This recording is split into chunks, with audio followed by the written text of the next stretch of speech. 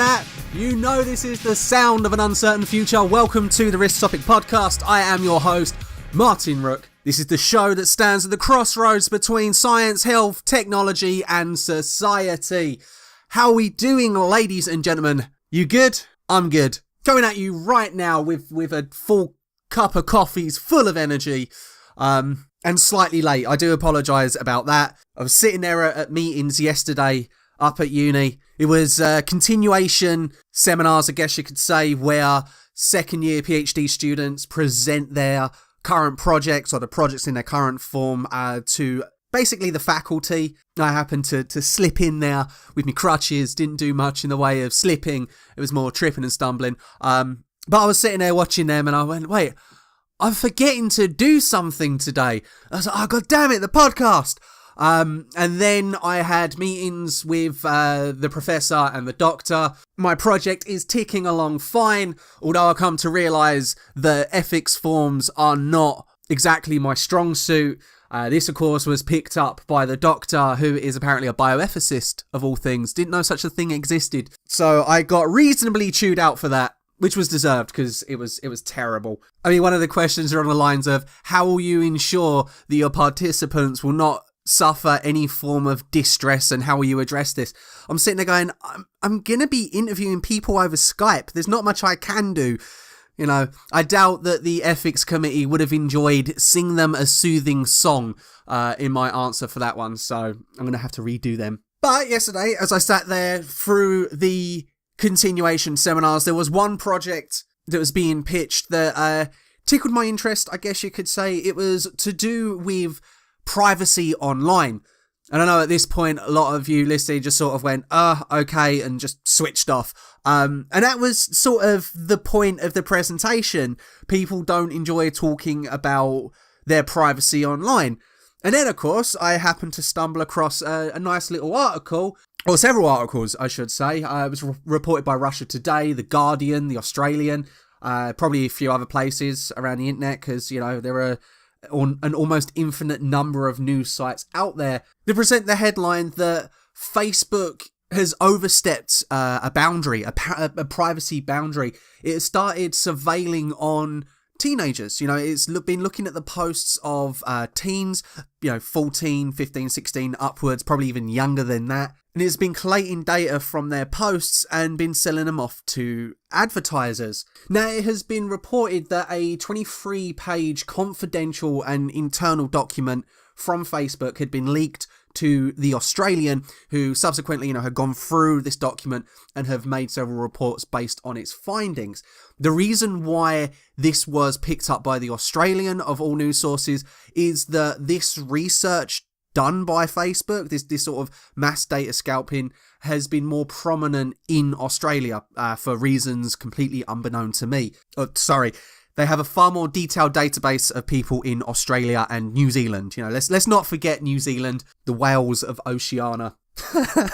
I'm so glad this isn't a massively popular podcast. People are upset with that one. And it is reported that the Facebook's database for young people in that region has been broken down by 1.9 million high school students with an average age of 16, 1.5 million third level students, roughly about 21 years old, and 3 million workers ranging from about 26 years old. Now, yes, of course, this does mean that Facebook is slightly more interested with adults around the age of 26 than it is with younger people.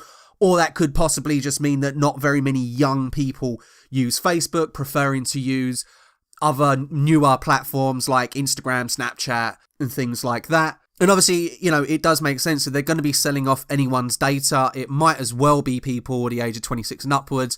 Now, when people have some form of disposable income, we've seen with a lot of cultural products that there is this sense of arrested development. Look at Guardians of the Galaxy. The reason why that got so popular, not just Guardians of the Galaxy, but all of the Marvel films, the reasons why that has sold so well is not only do you have the kids who want to watch it, you have the people in their mid-20s, early 30s, who are parents, who are older siblings, who remember these characters in their first TV iterations from their comic books in the 90s, and they want to take their kids or their siblings to go watch these movies. I mean, that's just one example. It's a terrible example, but it's one example. But of course, this does lead to the question of exactly how does Facebook sell user data to other companies? Because I think it's a fair assumption by most users of most websites, most social media platforms, that these platforms make their money through the direct selling of adverts. So, for example,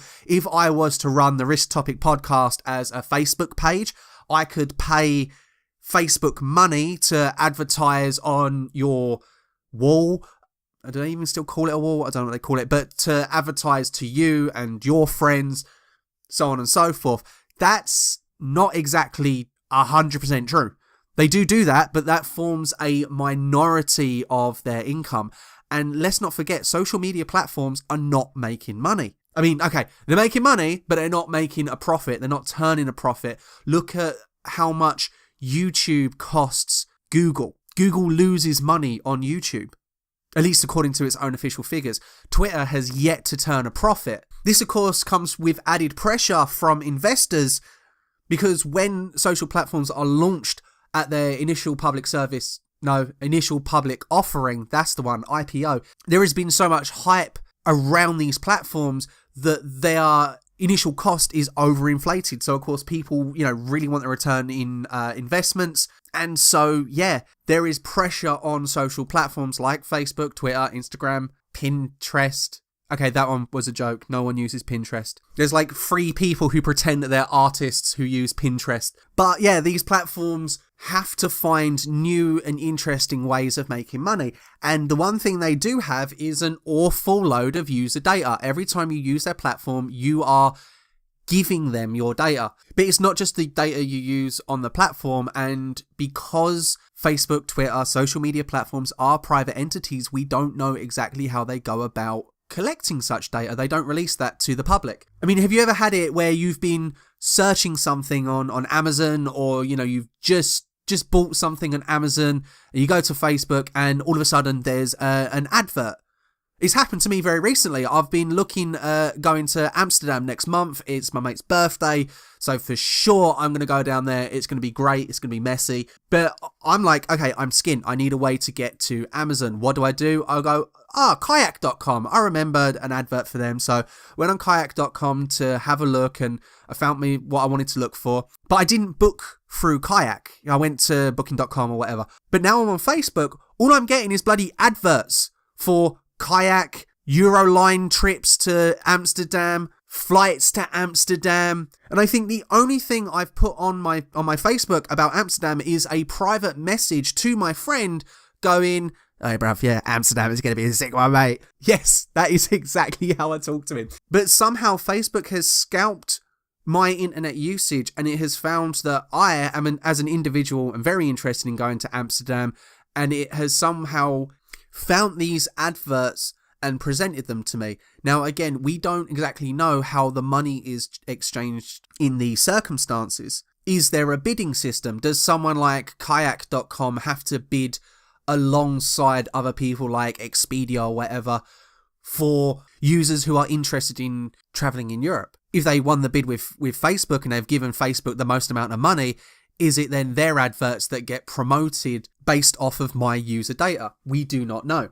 Now, this again is not a problem. It's not a problem because I, as a 27-year-old bloke, am being offered products and services that I am indeed very interested in. It's not as if I'm getting offers and services or links to dodgy websites sent to me based on, those moments on Wikipedia when you start clicking on links and you find yourself in some very bizarre Wikipedia pages.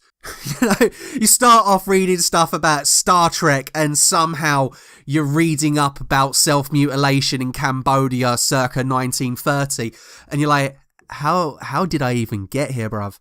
That's when you know that you've had way too much internet for tonight. Never Wikipedia past 12 o'clock, okay? It's like a freaking gremlin. It just morphs into some strange beast. And yeah, when it comes back to social media platforms, I am the one who said that I agree to the terms of service. Not that anyone reads the terms of service, of course, and not that anyone who feels the pressure to use these platforms, whether they are for personal networking or even professional networking, can afford to not use these platforms. But this is where this particular issue has really got under the skin of, well, at least some journalists, I guess we could say, in that they did the same thing for teens, 14, 15, 16, 17-year-olds. But what they did do, or what Facebook did, rather, was it focused on the emotional language that these teens used. It monitored the posts of teens and looked for words and phrases that allowed Facebook to deduce whether these individual users, were feeling insecure, worthless, or in need of a confidence boost. Actual quotes from the articles that I'm reading. Such posts could involve things like looking good and body confidence, working out and losing weight, so on and so forth. Now, the issue there is where Facebook highlights these users and promotes particular branded products which could be seen to elevate their mood. No, I'm not talking about selling drugs to kids, but hey, you're feeling down, you had a bit of a bad time, drink a Coke or other non-branded cola products. Feeling blue on a Monday, here's an advert of shiny happy people all getting along together with this new app, and it only costs $2.99 to download. Now, there is a way in which this could be not a problem if such data was being used to advertise services offered by mental health charities, by suicide prevention charities, substance abuse charities, stuff like that. Things that were, designed to get people's lives back on track. But on the other side, you tend to find that a lot of religious institutions also claim to be able to put people's lives back on track. So at which point do you highlight a suicide prevention post by Mind, or do you promote the 12 Steps program, something that has very close religious connotations? It's questions like these that we do not know the answers of because Facebook keeps that all locked behind corporate privacy. This, of course, comes off the back in 2014, where Facebook published a study detailing a massive psychological experiment it conducted on 700,000 users.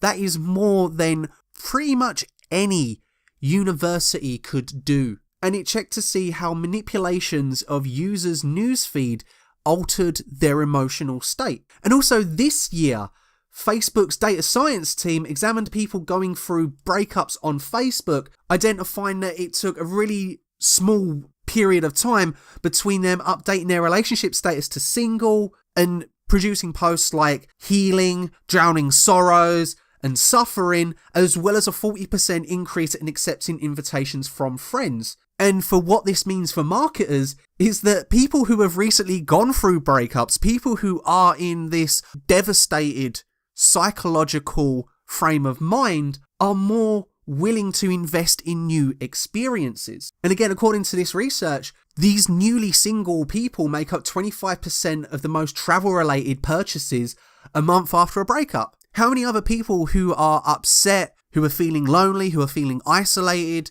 who are feeling ashamed of their body, go on to click on these adverts and see what these products they have on offer are? And just how can Facebook just slightly tweak things to make it just that little bit more easier for people to click on advertisers' products? Now, the biggest problem with this is the ethics. What you as an individual, what you as a researcher, what you as a representative of an organizational body, what you as just simply a good member of society should do with the power that you have obtained. And informed consent is one of the biggest issues. This ability to let your participants know that they are indeed participating in a study and to let them know that they are free to leave at any time is kind of one of the keystones of post-Nazi research.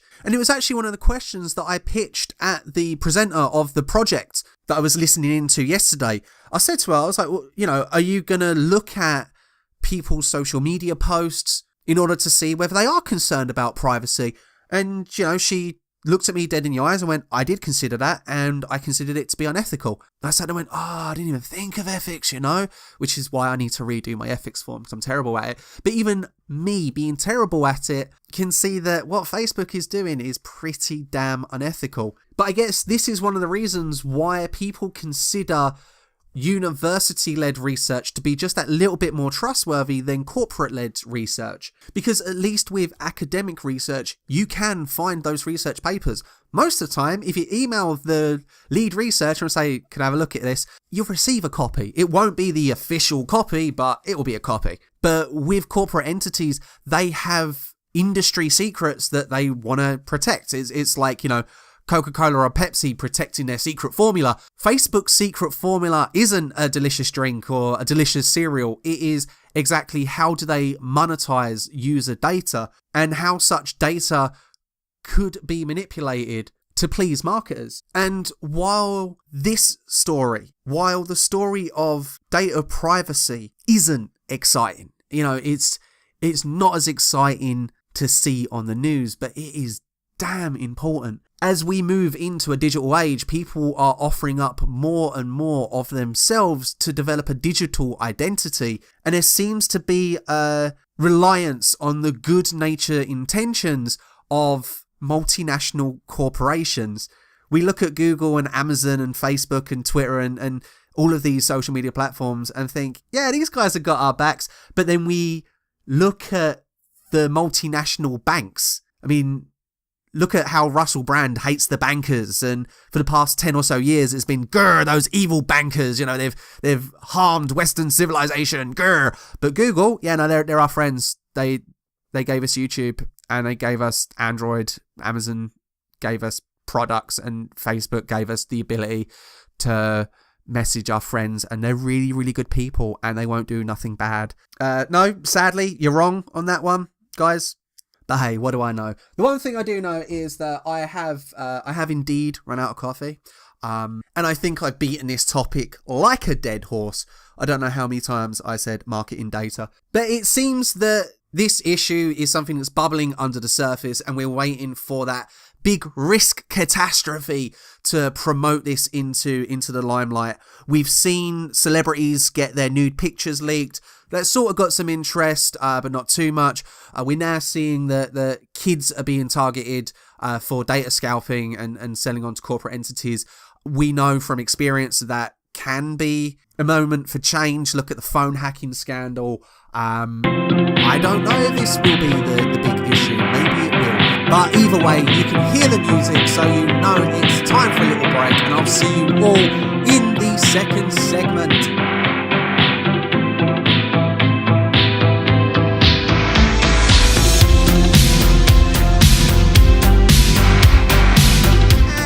We're back. Got myself a cup of Aldi own brand coffee, only the best on this podcast. And from one issue of the digital youth to an issue of the physical youth, I guess you could say. It's slightly weird that we're having to get to a point in society where we have to draw a delineation between the virtual and the real. But there have been renewed calls for UK schools to install metal detectors to help stop knife crime. Now, several years ago, I had the luxury, I guess you could say, of working at an inner city London school that had previously had quite a big issue in regards to knife crime. If any of you can remember the Jack Petchey Award that was held at, or handed out, I should say, across many schools in the UK, it was based on the tragic story of a young lad named Jack Petchey who got stabbed and died outside of the school gates, and this was the school that I happened to work. Now, this school did have quite a big discipline problem, but they were taking measures to address it. And at least in regards to knife crime, gang violence, I guess you could say, they implemented a no hoodie policy. It was coats or go home at the school gate. You wasn't even allowed in. And it seemed to have addressed some of the issues that the school was having in the early 2000s. But the police have called for these knife arches to be brought in to London schools, as they believe it will prevent knife crime. These are very reminiscent of the metal detectors that you see at airports and stuff like that. And the whole idea is to get children to go through, say children, school children, secondary school children, young adults, I think is the preferred nomenclature, to go through these arches in order to try and pick out those who may have metal bladed instruments. The reason for this is that this year, the year of 2017, there has been a total of 17 stabbing related deaths of people under the age of 25, and attacks with bladed weapons have increased in the capital by 24% and are also rising nationally. Now, this is just a completely casual observation, but it actually doesn't strike me as unique or indeed surprising that there has been an increase in weapon violence, or even just an increase in violence in general year on year. Let's not forget that as a society, violence has been on the decline over the hundreds of years. Young people are stabbing and killing each other at a much lower rate. So much so that in a city of, 8 million? Hang on, let's double check this. Yeah, there we go. London is a city with a population of 8.6 million. It's projected to reach 10 million by 2025. That we seem to have only 17 deaths of young people under the age of 25. And I guess the big question there is, how many deaths does it take for something to be considered a problem? Some people would argue 1 death. Some people would argue that it'd have to be a actually statistically significant number of people. But as I was saying, this increase in knife-related attacks, knife-related deaths, and just general violence, it doesn't strike me as surprising considering that over the past, 2 years, violence, social fragmentation, fear, anger, they have all been very, very salient issues within the media. Again, I'm not saying that the media does go on to directly influence people's behavior, but if you're dreading your own security, whether you're believing that those people who vote UKIP, so roughly about half of the voting public, are inherently racist, whether you believe that Muslims, who make up several million of the UK population, are inherently dangerous to Western civilization, whether you believe those in the cities, believe those outside the cities are just thick and stupid, if you believe that the police are going to kill you because of your ethnic background, whether you believe that men are seemingly misogynistic and hate women, or you believe that feminists are inherently hateful towards men, there has been an awful load of social division sown through the media. So it doesn't actually surprise me that there are a subsect of young people who are sitting there and they are feeling threatened and they are dreading their existence, and they believe that picking up a weapon is one way in which to defend themselves. If they're dreading attacks from almost anyone in society, having something to defend yourself, especially if you believe that they are going to have a weapon to be aggressive towards you, does kind of make a bit of sense. I'm not saying people should do it, heck no. I'm just saying I could understand the logic. I could understand the decision making of why someone would want to pick up a weapon. Now, of course, the big question is, where does it go from a utilization in defense to a utilization of offense? What validates or self-validates someone's use of a weapon? And I think it's these things that the Metropolitan Police and National Police are trying to address. It almost seems now that the stigma of having a weapon, that you're some sort of loser in life if you hold a weapon, has been replaced. And we see so much warring rhetoric, not just across established media, but across social media as well. People are itching for a fight, whether you're, fighting for the pride of the UK and voting Brexit, or you're fighting against fascists and things like that and whatever. It just gets a bit silly after a while. But as it is, the Metropolitan Police are trying to address this issue. They are trying to make the streets safer for folk to go out and enjoy their night out, whether it is in, Croydon, Bromley, Barnet, East Ham, Westfield, doesn't matter where, they try and address these things. But one thing that the police are suffering from is a lack of confidence in policing. Communities do not wish to come forward. So this idea of a community style of policing has sadly crumbled over the past 10 years. As such, police have started to instigate more stop and search procedures and suggesting, as we've just seen, knife arches outside schools. DCS Michael Gallagher, one of the Met's leaders on its anti-knife initiative, has sort of said that the pause in stop and search was over, and also suggesting that as we move into the summer and the days get longer, the temperatures rise, and long term as the population grows in London, this could become quite a severe social issue. But he's also basing his opinions quite a bit on other sets of data. And he says, across South London, especially in Croydon, knife crime does seem to be linked to the times that schools open and close. He says that in those areas there is a spike in stabbings at around 3 o'clock, and especially at transport hubs where students from multiple different schools exchange transport services. However, in other areas, knife crime does seem to be linked to the opening and closing of various nightclubs. And all of this has validated the use of stop and search procedures as an attempt to carry out what the Met is calling murder suppression. But of course there are massive fears that in trying to conduct these murder suppression tactics by area, you may inadvertently be operating some sort of form of institutional racism, especially if you're operating in an area that is predominantly Afro-Caribbean, predominantly British Asian, etc., etc. And of course this leads to the big question of, but I am reminded of that video that was going around social media a couple of weeks back of a young dad, I think he was a dad anyway. He was a man in his late 20s, early 30s. A relative of his had gone to a party. It was a 16-year-old kid's party, and she was, of that age. And she ended up calling him and was like, there are youths here with knives. And he went down to the party because obviously, his family members there. And he took the bladed instruments from these youths, and he recorded himself on Facebook saying, these are the knives that I've taken from these youths at this party. This is a kid's party. And he brought out, long bladed hunting knives, pulled a machete out and stuff like that.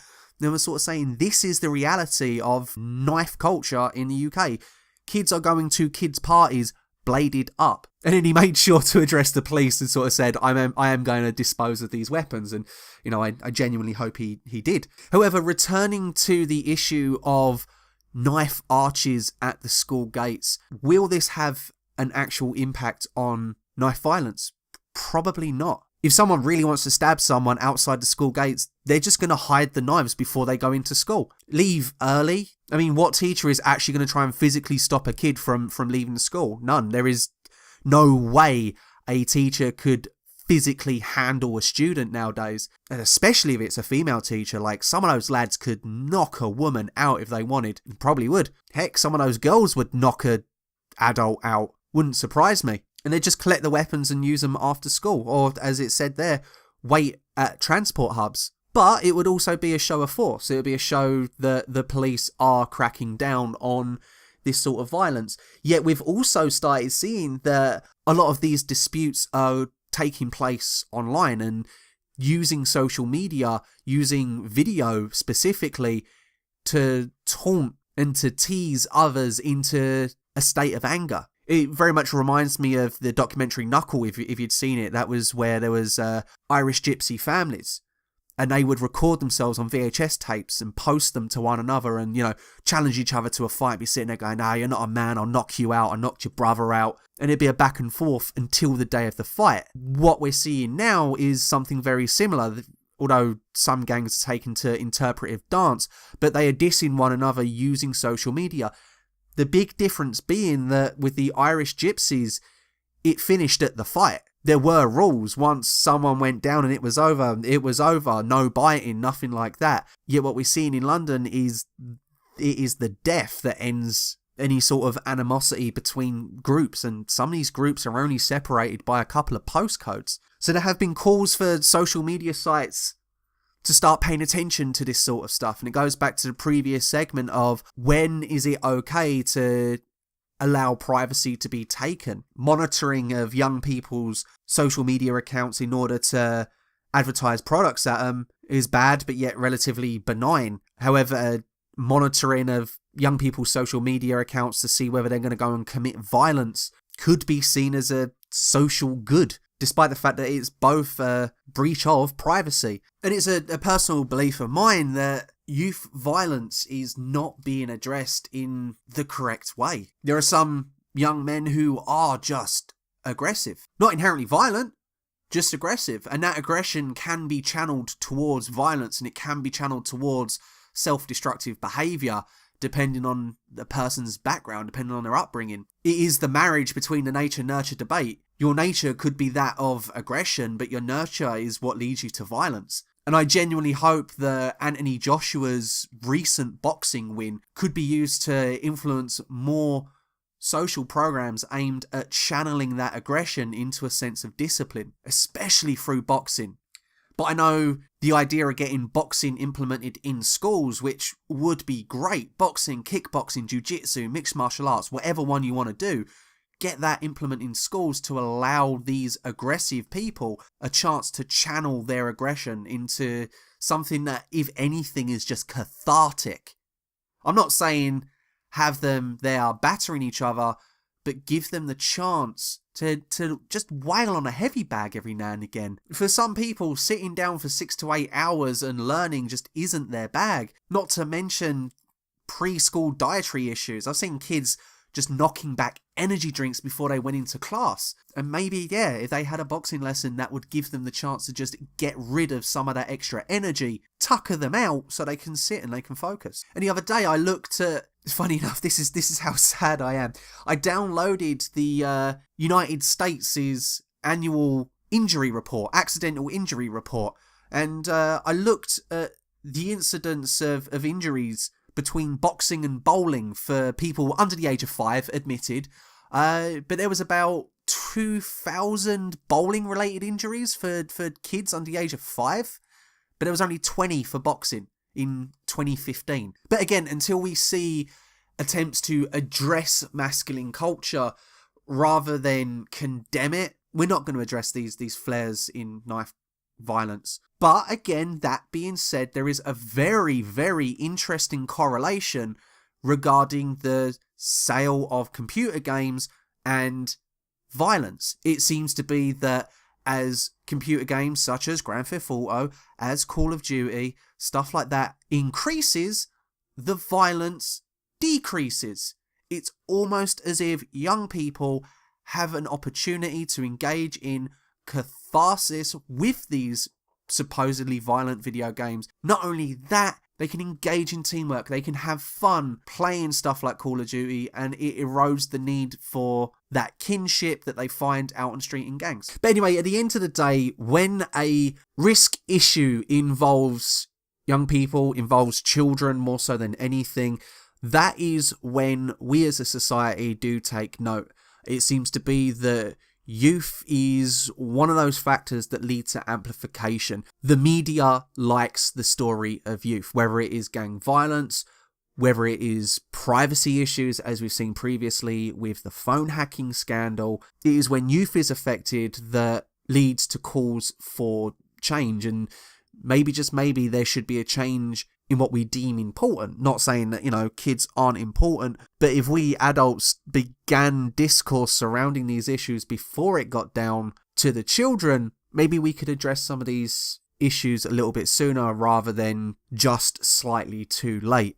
And maybe we could also address these issues through social engagement rather than policy change and more regulation and more of the government telling people what to do. And maybe we could find a sense of social cohesion rather than looking at fragmentation of groups upon just really coarse lines of gender, race, education, and things like that.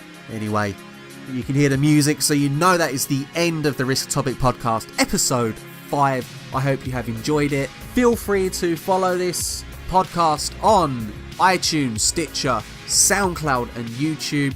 Chuck us a like, chuck us a retweet, chuck us a share. all of that good stuff. This has been the Risktopic Podcast. I have been Martin Rooke. See you all next week.